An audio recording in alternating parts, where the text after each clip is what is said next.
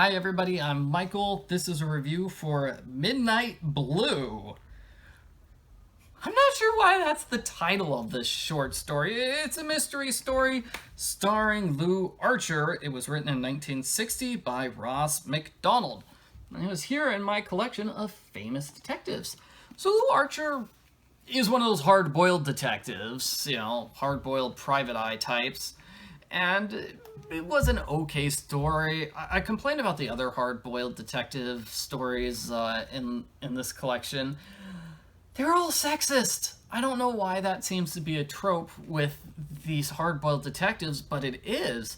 So this guy makes lots of comments on this one woman, this police dispatcher, because she's, bosomy. And boy, if he doesn't talk about it over and over again. Yeah. It's also kind of dirty in general, so the characters make, references to, just adult things. I don't want to mention it. I don't want to get, demonetized on YouTube for having sexual content. But yeah, there's a fair amount of it in this story. So, our hero, Lew Archer, he just happens to go to this place to do shooting. Yeah, I guess he goes to an abandoned house in the middle of nowhere to do his practice shooting. He shows up there, there's a crazy homeless guy, and there is a dead body. So it's this woman who has just been strangled, and she's a teenager. So he goes to the police dispatch. There he meets Anita, and like I said, he's kind of sexist to her the entire time. But darned if it wasn't interesting to see the two of them interact. And that's one thing I liked about Lew Archer was, it was just interesting to see him work off all these other characters. That was just interesting. She was one of the interesting ones, and pretty much all the characters he dealt with were interesting, and they had interesting conversations. So this was definitely well thought out compared to some of the other hardboiled detectives I've seen, where we had a lot more stereotypical characters. Like, there were stereotypical gangsters, and there's no thought put into it. They were just, criminals who wanted to shoot people. That's basically all their motivation. But the author went to the trouble of coming up with motivations for all these characters, which are complex and they sort of overlap, and they fit together nicely to form this mystery of who killed this woman. So her name is Ginny. She was a high schooler, happens to be friends with Anita's younger sister, and her father is really, really mad that his daughter's been killed, because she's kind of a bad girl. Like, she was kind of rebellious, and she did things with older men which she shouldn't have done. Married older men. Oh gosh, I don't want to get into spoiler territory, but things kind of move along. So sometimes with a bad mystery, you feel like the detectives just sort of jumping from place to place to place, or just jumping from suspect to suspect to suspect. I've seen mysteries like that where there are four suspects, and basically the detectives just sort of jumping around between them. But in this one, everything was sort of organic and seemed to flow naturally, even though it did fit the formula of, he spends time with suspect 1, jumps to suspect 2, spends time with them, then suspect 3, and so on. So he manages to find he and the father, working together, they find the homeless man, and the father thinks the homeless man's a murderer, so the father kills him, and our detective hero is forced to stop the father and turn him into the police, and he investigates pretty much everyone, really. He thinks, the last person to see Ginny alive was her friend, so she would have been, her friend who was Anita's younger sister. And you also go into the backstory, because, they're both people who have dead mothers. Actually turns out that in the one case, the father killed the mother, and that's a little disturbing, to say the least.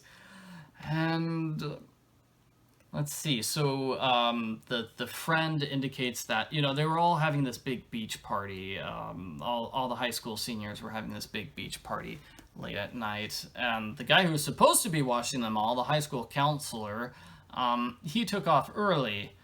And the friend says, well, Ginny sort of followed after him. You know, she waited like a few minutes, but she definitely followed after him and went to his house. And it's clear the two of them were having an affair.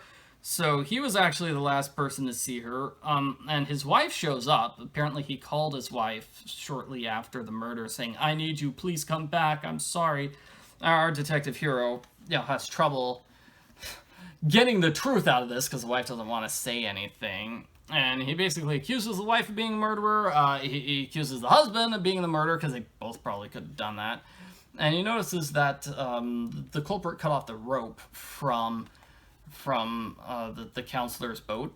And that is sort of what clears the counselor. It's like, okay, if the counselor is this really obsessed guy who's obsessed with boating, he's not going to cut the rope from his own jib.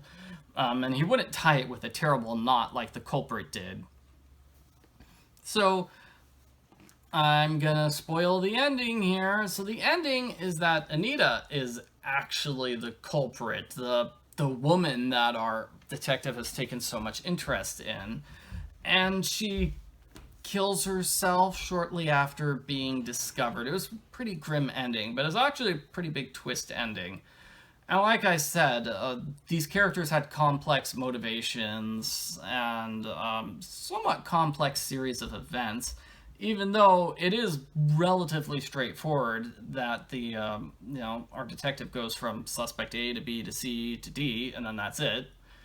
So even though it was pretty straightforward, it is still pretty complex too. I think this is a novella. Give me a second, let me check here. So is this technically a short story, or is this technically a novella? This is, this is a novella, so this is probably around 20,000 words. So that's probably how they were able to, have so much complication here. Is interesting. I wouldn't mind reading something with this detective again. What was the detective's name? Lew Archer. Okay, I can see why Lew Archer's a famous detective. It was kind of interesting. I'm not a big fan of the dirty stuff, though. I'm not a fan of that content. But, if he's in some clean stuff, I wouldn't mind. The characters are interesting and the pacing is great. Something is always happening here. So, I give the story sort of a sideways thumbs up. I don't think I can swallow all the dirty stuff. Because you could do this story without so much dirty stuff. I mean, granted, it's about a high school counselor having affairs with his students. Oh, he was also having an affair with Anita, too. So, I mean, it's just, so he had an affair with Anita and her sister's friend. It's just gross and disgusting. So,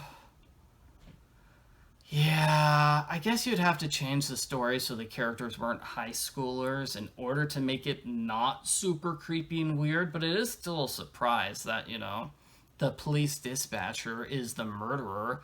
That's kind of a big surprise. That was a pretty big twist. So, the author is clearly good at writing and good at coming up with story and pacing and characters. If the author did stuff that's not dirty, I would like to read it. I like to read some more adventures with this detective, provided that we're not going to go into sick, disgusting territory. Yeah, and just even the casual sexism where he just keeps making all these comments about women and their body parts. Okay, so I definitely would give this story a thumbs up if it didn't have all that terrible stuff in it. But because the terrible stuff is there, I can't give it a thumbs up. So, I'll give it a sideways thumbs up. I wouldn't give it a thumbs down because it's not terrible if you could get past the dirty stuff. I don't know. Maybe it was sort of on purpose. Maybe the author was trying to shock people because we are talking about 1961 or so. Maybe the author was doing it for shock content. It still doesn't make it good. Okay, well, I babbled enough. Bye.